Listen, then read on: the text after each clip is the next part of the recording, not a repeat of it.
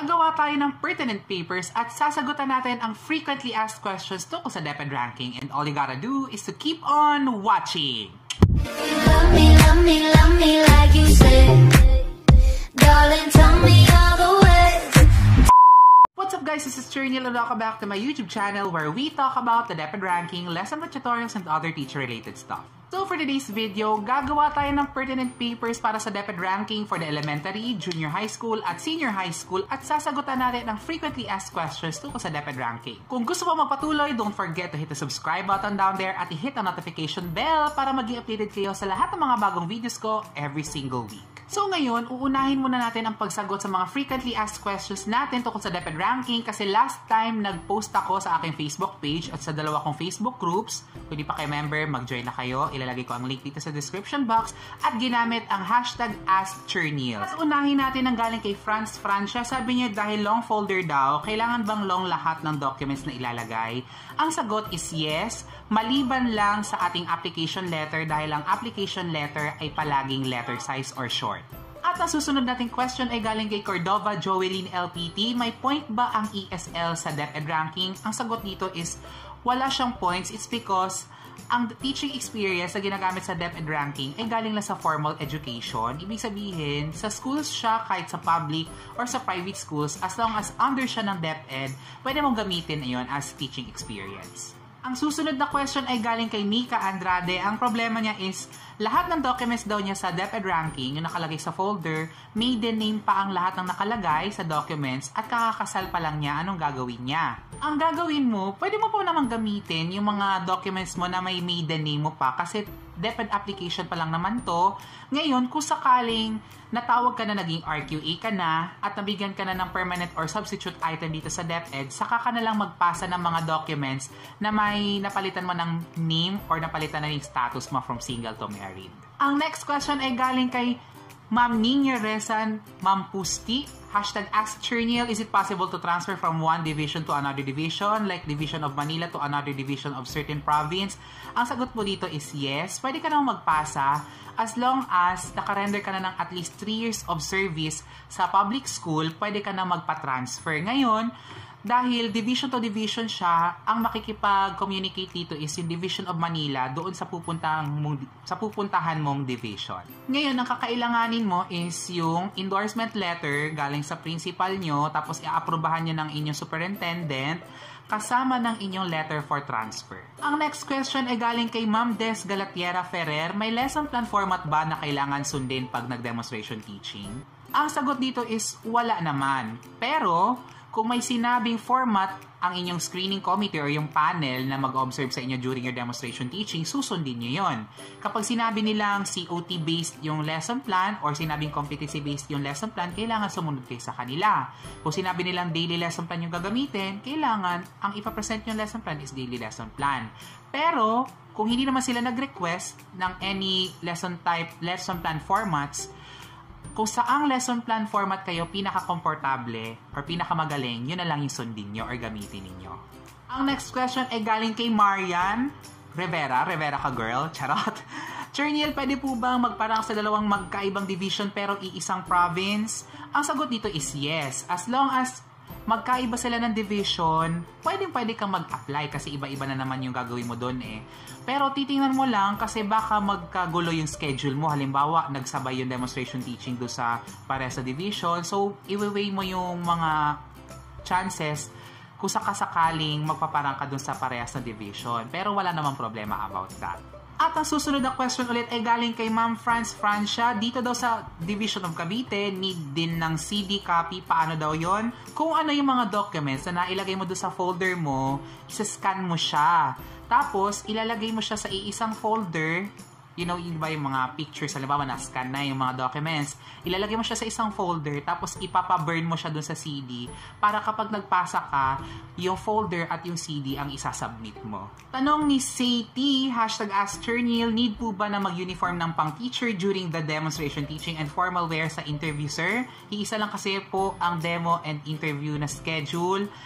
Ang mas maganda, suotin mo yung pang-demonstration mong uniform kasi formal wear pa naman yun eh. Halimbawa, Kung talagang within that day lang magaganap ang interview at ang demonstration teaching, edi yung uniform mo na lang sa demonstration teaching ang gamitin mo. Hashtag AskChernil, i-attach po ba yung voter's ID kahit hindi ka botante sa kanila? In my case po, I lost my voter's ID. Ano pong pwedeng pang replace?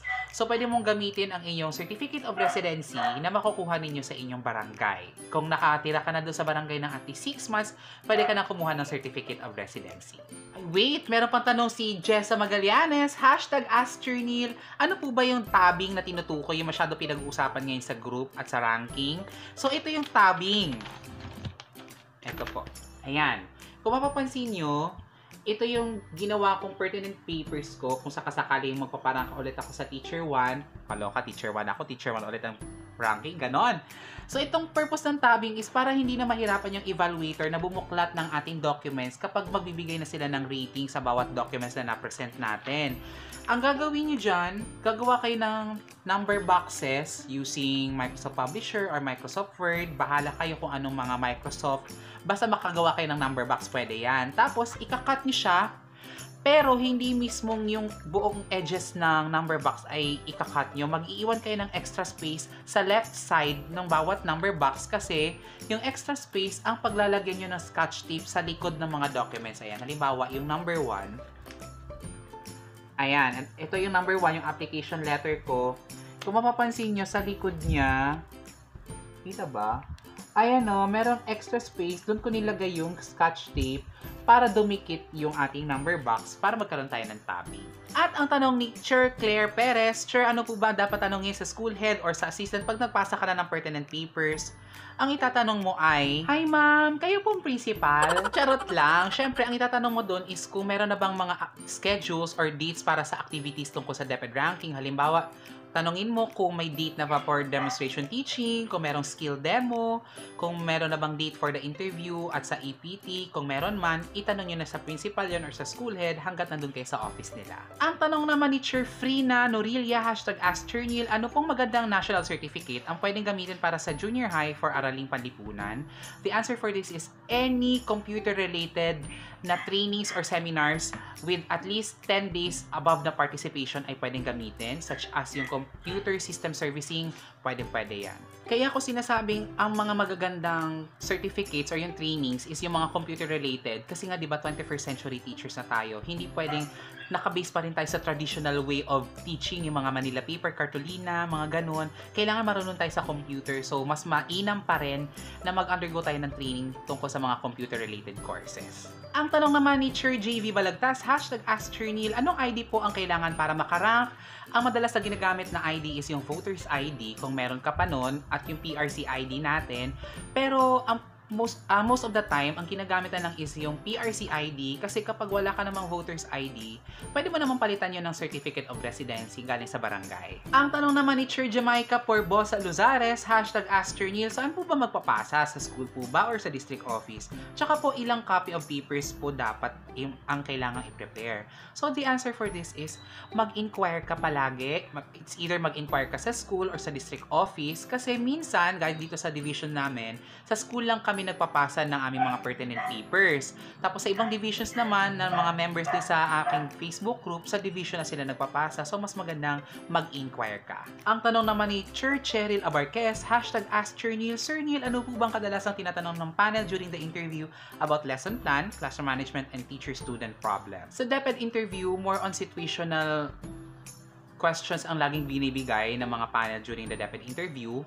Ngayon, pagdating sa lesson planning, you should focus on studying and examining the curriculum guide.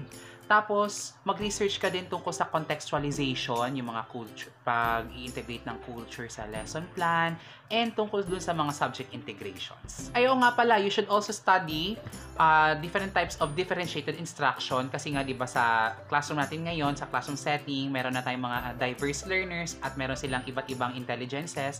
So, dapat aware ka sa iba't ibang activities para ma-suit ang intelligences nila at yung mga needs nila.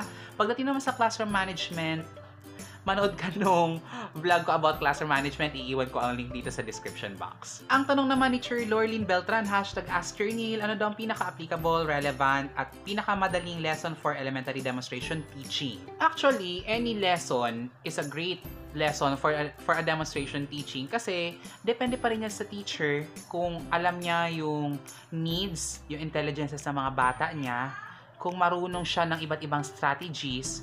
Any lesson na boring ay kaya niyang buhayin. Pero sa case natin, ang dapat i-consider natin is ano yung subject na pinakamagaling ka at ano yung grade level na pinakamagaling ka. Now, kung nahanap mo na yung subject na pinakamagaling ka, hanapin mo yung curriculum guide nun. Tapos hanapin mo yung grade level do sa curriculum guide na pinaka-comfortable kang turuan. Tapos go for the 4th quarter at pwede kang mamili doon ng learning competency. And it's time! Gagawa na tayo natin pertinent papers in 3, 2, 1...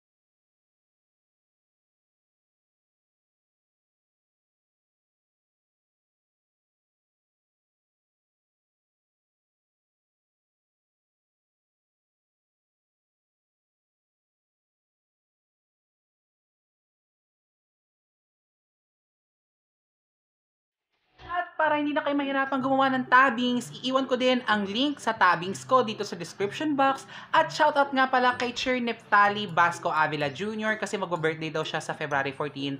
Sir, happy birthday. Sana all nagba-birthday sa Valentine's. Sir, bekenemen, kahit spaghetti lang. Charot. At sa mga gusto magpa-shoutout at magtanong tungkol sa DepEd ranking, lesson by tutorials, and other teacher-related stuff, gamitin na ang #AskChernil dito sa comment section sa baba. At para sa mga videos ko tungkol sa DepEd ranking, lesson by tutorials, and other teacher-related stuff, iiwan ko ang aking link sa kanila dito. Buti na lang tapos na yung question and answer portion natin at walang nagtanong kung bakit wala akong jowa. Once again, this is Chernil. Thank you so much for watching and I'll see you next time. Bye guys!